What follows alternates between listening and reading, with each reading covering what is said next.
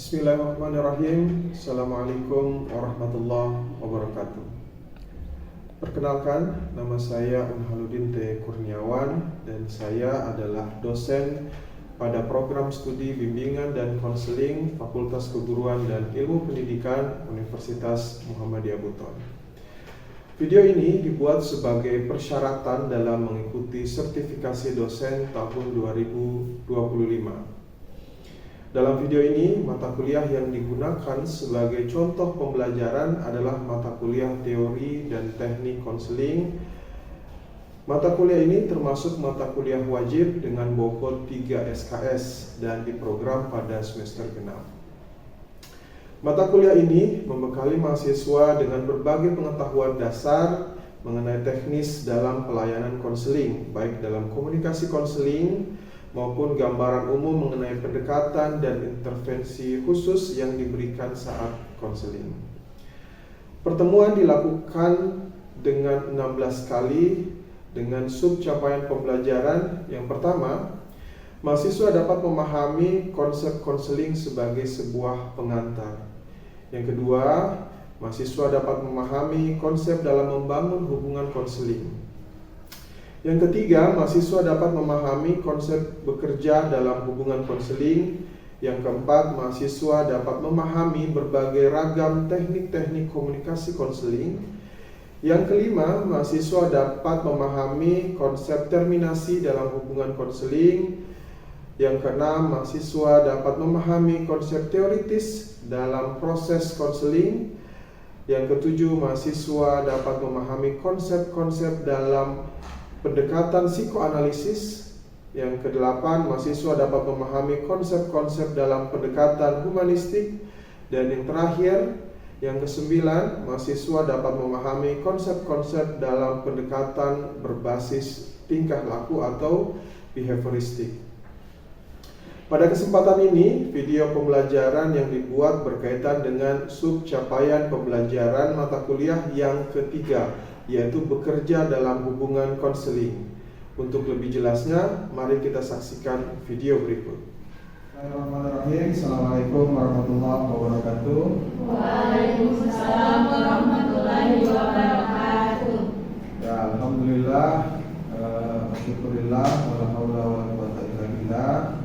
Asyhadu an la ilaha illallah wa asyhadu anna Muhammadan abduhu wa rasuluh. Alhamdulillah, pada hari ini kita melanjutkan pembelajaran kita pada mata kuliah teori dan teknik konseling. Namun sebelum memulai pembelajaran, marilah kita berdoa menurut keyakinan, dan saya meminta kesediaan ketua tingkat untuk memandu doa. Teman-teman, sebelum kita mulai mata kuliah pada hari ini, marilah terlebih dahulu kita berdoa. Doa dimulai.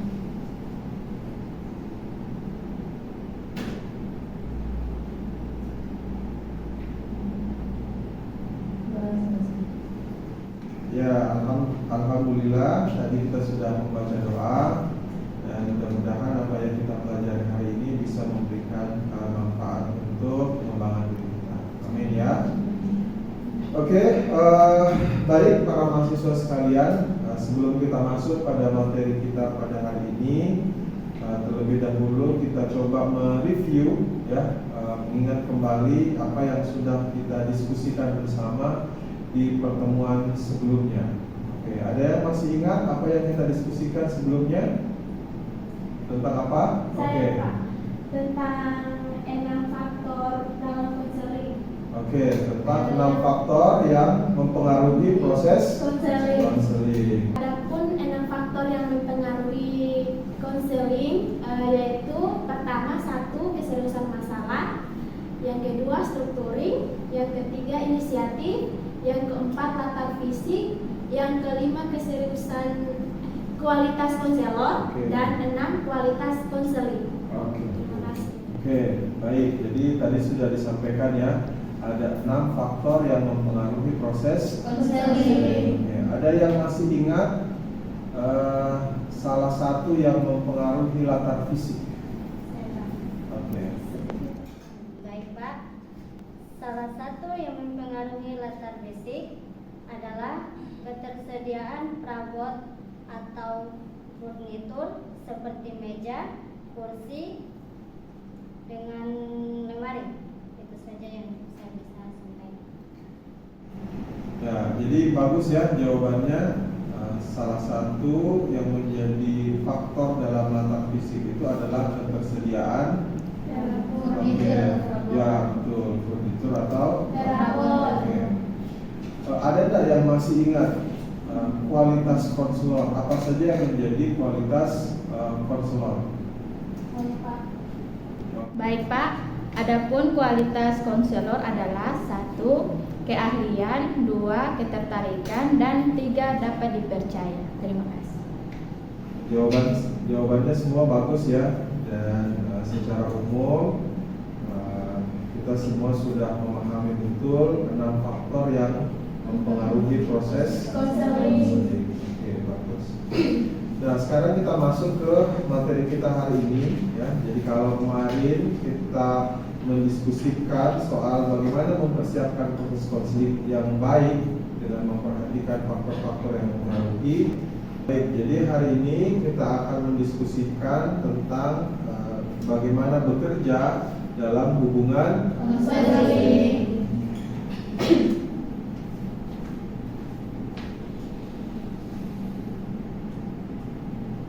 Nah, di pertemuan kali ini ada 4 hal yang akan kita coba uraikan satu persatu. Yang pertama adalah bagaimana mengubah persepsi. Oke.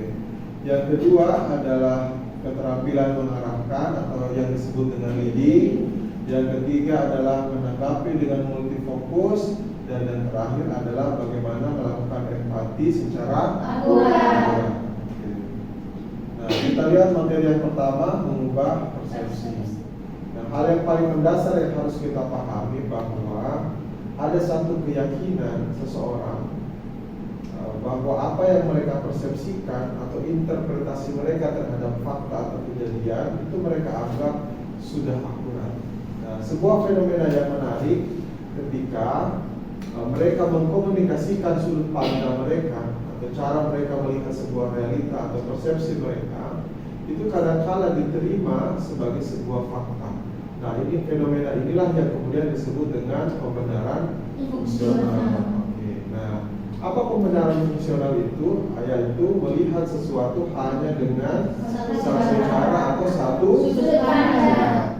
terkait dengan itu, ya. Nah, untuk mengubah sebuah persepsi itu dapat dilakukan melalui satu mekanisme yang dilakukan untuk mengonsep kembali apa yang dipersepsikan seseorang. Apa maksudnya? Maksudnya adalah ini berkaitan dengan satu teknik di mana seorang konselor menawarkan kepada kliennya kemungkinan yang lain, sesuatu yang berbeda dari yang dipersepsikan selama ini. Nah, perubahan sudut pandang semacam itu tentu akan memberikan klien cara pandang yang berbeda. Jadi tidak monoton ya, tidak selalu menggunakan cara yang sama dalam mempersepsikan sebuah fakta atau fenomena tertentu. Dia punya alternatif berpikir yang berbeda. Oke, yang kedua, mengonsep ulang itu digunakan hampir dalam semua teknik konseling. Jadi orientasi atau target atau tujuan dari hampir semua teknik konseling yang digunakan itu pada dasarnya adalah melakukan pengonsepan ulang. Oke. Konsep ulang dapat mengurangi perlawanan dan mobilisasi energi klien untuk melakukan sesuatu yang berbeda. Yang kedua adalah mengarahkan atau leading. Nah, biasanya kita lihat ya, klien yang datang ke kita atau siapapun yang datang yang menceritakan masalahnya, biasanya dia dalam keadaan bingung, ya. Jadi tidak tahu, dia punya banyak masalah, bahkan dia punya banyak alternatif. Hanya dia tidak tahu bagaimana harus memutuskan permasalahan apa yang menjadi permasalahan utama atau alternatif mana yang harus dia gunakan. Oke. Sehingga fungsi konselor di sini adalah bagaimana konselor memfasilitasi seorang klien untuk menentukan mana hal yang harusnya dipilih. Nah, dalam hal ini konselor melakukan leading, ya, atau apa? Mengarahkan. Oke. Nah, di sini yang dimaksud dengan arahan itu adalah segala bentuk tingkah laku yang dilakukan oleh konselor dengan sengaja. Berarti basicnya adalah teknik, ya, artinya konselor dengan sengaja menggunakan teknik tertentu, ya, dalam bentuk kata, dalam bentuk kalimat-kalimat tertentu, respon-respon tertentu untuk mengarahkan klien memilih apa yang menjadi fokus, ya, fokus utama untuk dibicarakan, untuk didiskusikan. Oke, good. Nah, ada beberapa bentuk dari keterampilan mengarahkan. Oke, yang pertama adalah diam. Nah, oke. Diam artinya konselor itu memberikan izin kepada klien untuk merasakan tekanan, gejolak emosi yang dia rasakan. Nah, konselor posisinya di sini dia tidak memberikan tanggapan verbal sama sekali. Oke. Yang kedua adalah penerimaan. Nah, konteksnya di sini adalah konselor menunjukkan penerimaan terhadap apa yang diceritakan oleh kliennya. Bisa saja tanggapan atau respon yang diberikan oleh konselor itu berupa kata ya atau ya. Oke, nah itu biasa kita lakukan ya. Ya, sehari-hari. Nah, sehingga klien kemudian akan merasa didukung. Oke, berikutnya ada pernyataan ulang. Nah, di mana konselor menyatakan kembali apa yang disampaikan oleh klien dengan bahasa yang berbeda, atau di sini ditulis kosakata yang hampir sama. Oke, good. Berikutnya yang keempat adalah klarifikasi. Konselor menanyakan maksud dari pernyataan klien dengan menggunakan kata-kata sendiri untuk mengklarifikasi maksud klien. Oke, kemudian ada yang persetujuan, di mana konselor menegaskan kebenaran informasi atau mendorong klien untuk memberikan determinasi pribadi. Nah, di mana konselor dapat mengatakan, misalnya ya, itu kabar baru yang bagus, atau dia juga atau konselor juga dapat mengatakan, tampaknya Anda sudah mendapatkan kendali yang mantap. Jadi ketika klien atau konseling kita itu punya satu kecenderungan yang positif, kita bisa memberikan penegasan-penegasan, memberikan pujian-pujian atau penguatan-penguatan terhadap apa yang telah dia lakukan. Oke, dengan mengatakan ini, itu kabar baru yang bagus. Tampaknya kamu sudah melakukan itu dengan baik. Nah, contoh-contoh itu sebenarnya menunjukkan keterampilan mengarahkan dalam konteks persetujuan. Selanjutnya terkait dengan keterampilan mengarahkan, ada yang disebut dengan arahan umum, ya. Oke, apa yang dimaksud dengan arahan umum? Di mana konselor mengarahkan klien untuk berbicara lebih banyak. Jadi memberikan satu respon atau tanggapan atau stimulan, ya, kepada klien untuk menceritakan banyak hal. Nah, bisa klien itu menyampaikan, beritahu saya apa yang Anda maksudkan. Atau bisa juga kita sampaikan, tolong katakan lebih banyak lagi tentang hal itu. Apa yang kita sampaikan ini akan mendorong klien untuk bercerita lebih banyak tentang hal yang kita minta. Nah, itu yang dimaksud dengan arahan umum. Kemudian ada interpretasi. Interpretasi sesungguhnya adalah melakukan psikodiagnostik. Jadi mencoba melihat gejala-gejala atau melihat pola dari permasalahan klien. Nah, hal itu bisa kita sampaikan kepada klien. Di mana konselor di sini itu menyebutkan apa yang menjadi sumber-sumber stres atau misalnya penjelasan-penjelasan lain yang terkait dengan masalah klien, hasil dari interpretasi kita sebagai seorang konselor. Oke. Kemudian berikutnya ada yang disebut dengan penolakan. Oke. Di penolakan ini konselor itu akan berusaha untuk memberikan saran-saran, ya, oke, atau membalikkan tingkah laku atau persepsi klien secara aktif. Jadi konselor bisa memberikan nasihat untuk melakukan pola atau tingkah laku yang berbeda yang selama ini dilakukan oleh klien. Kemudian yang berikutnya adalah menenangkan. Oke, nah kadangkala kita butuh support ya dari orang-orang terdekat kita, termasuk dari konselor ya. Oke. Nah, di keterampilan menenangkan di sini, konselor itu akan menyatakan bahwa apa yang dialami oleh klien itu sesungguhnya bukanlah hal yang baru. Jadi ada beberapa orang mengalami permasalahan yang sama, oke, dan mereka semua berhasil sukses mengatasinya.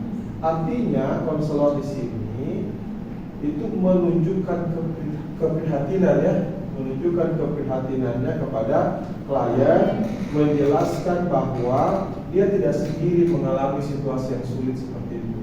Jadi seolah-olah ada kok orang lain yang punya. Ya, oke. Terakhir adalah memperkenalkan informasi atau gagasan yang baru. Nah, ketika apa yang kita ketahui terkait dengan masalah klien, ada hal-hal baru yang kita ketahui, itu bisa saja kita sampaikan kepada klien sebagai informasi yang baru. Nah, jadi inilah beberapa hal yang bisa kita lakukan, respon yang bisa kita tunjukkan yang terkait dengan keterampilan mengarahkan. Oke. Sampai di sini ada yang ingin bertanya? Oke, baik Pak, pertanyaannya bagaimana cara konselor menjaga keseimbangan antara mengarahkan klien dan menghargai otonomi klien dalam proses konseling? Oke.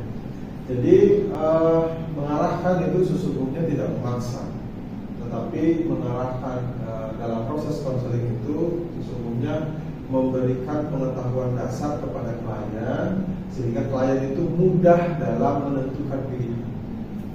Jadi konselor itu memberikan informasi-informasi dasar sehingga klien itu lebih mudah, lebih jelas dalam menentukan pilihan. Oke. Selanjutnya menanggapi dengan multi fokus. Oke, good. Nah, secara umum, manusia itu punya cara masing-masing dalam memproses informasi melalui indera mereka. Artinya, setiap orang itu punya indera yang berfungsi secara dominan, ya. Nah, misalnya saya itu lebih suka menonton ketimbang mendengar. Informasi akan jauh lebih saya pahami ketika saya melihat ya ketimbang mendengar. Mendengar itu kayaknya agak sulit. Nah, masing-masing orang punya kecenderungan itu. Nah, sehingga konselor dapat meningkatkan keefektifannya dengan mengingat bahwa daya yang digunakan dapat mempengaruhi persepsi dan perilaku. Oke, maksudnya di sini adalah setelah konselor menyadari bahwa setiap orang itu punya cara yang berbeda dalam memproses informasi, maka konselor itu kemudian sadar bahwa cara itulah yang membentuk persepsi dan mendorong akhirnya perilaku. Oke. Nah, apa dampaknya? Dampaknya adalah konselor harus lebih multi fokus. Ya. Nah, respon-respon yang diberikan oleh konselor itu diharapkan sangat variatif. Ya, oke. Bisa saja konselor itu berfokus atau tanggapan yang dia berikan itu berfokus pada perasaan klien. Bisa juga berfokus pada perilaku atau berfokus pada kognitif ya atau pengetahuan ya. Oke, lanjut. Yang terakhir adalah empati yang akurat. Nah, apa yang dimaksud dengan empati? Oke, empati adalah kemampuan konselor untuk merasakan apa yang sedang dialami oleh klien. Nah, ada 5 tingkatan dari empati. Oke, yang pertama adalah tingkatan yang paling rendah, di mana konselor tidak menanggapi perasaan klien atau perilaku klien dengan tepat. Ya, oke. Misalnya, ketika klien menyampaikan saya capek, kayaknya semua orang tidak mengerti saya. Di level yang paling rendah ini, konselor itu mengatakan kita lanjut saja ke pertanyaan berikutnya, atau kita lanjut saja untuk membahas yang lain. Jadi seolah-olah apa yang sedang disampaikan atau dirasakan oleh klien itu tidak dianggap penting oleh konselor. Oke. Nah, di level yang kedua, konselor mulai merespon. Namun, membuat klien itu enggan untuk melanjutkan. Dia sudah mulai merespon apa yang dirasakan klien, tetapi dampaknya adalah klien tidak mau lagi bercerita. Nah, contohnya, ketika klien menyampaikan saya capek, kayaknya semua orang tidak mengerti saya. Nah, konselor itu mengatakan, tapi kamu kan harus tetap kuat, gitu ya. Banyak juga orang yang mengalami hal yang sama seperti kamu. Artinya, konselor di sini itu tidak mengakui perasaan. Iya. Spesifiknya perasaan Capek. Iya. Seolah-olah kamu tidak harus capek, ya. Kamu itu harus Kuat. Ya, padahal justru yang dirasakan klien di sini dia butuh support dari orang-orang terdekat. Pengakuan bahwa dia betul-betul merasa capek itu adalah hal yang sangat dibutuhkan secara emosional.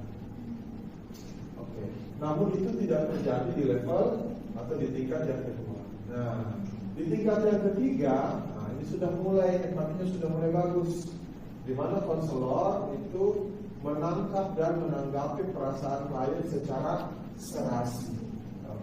Jadi konselor sudah benar-benar memahami apa yang dirasakan oleh klien. Nah, misalnya klien mengatakan hal yang sama, saya capek, kayaknya semua orang tidak mengerti saya. Nah, konselor bisa mengatakan kamu merasa sangat lelah dan merasa tidak dimengerti oleh orang-orang. Nah, kata capek ini kemudian diinterpretasi oleh konselor dalam bentuk kata sangat lelah. Semua orang tidak mengerti saya. Kemudian ditanggapi oleh konselor dengan kalimat merasa tidak dimengerti oleh.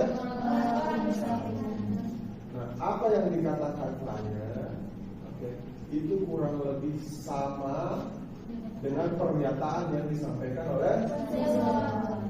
Jadi cuma kalimatnya saja yang berbeda.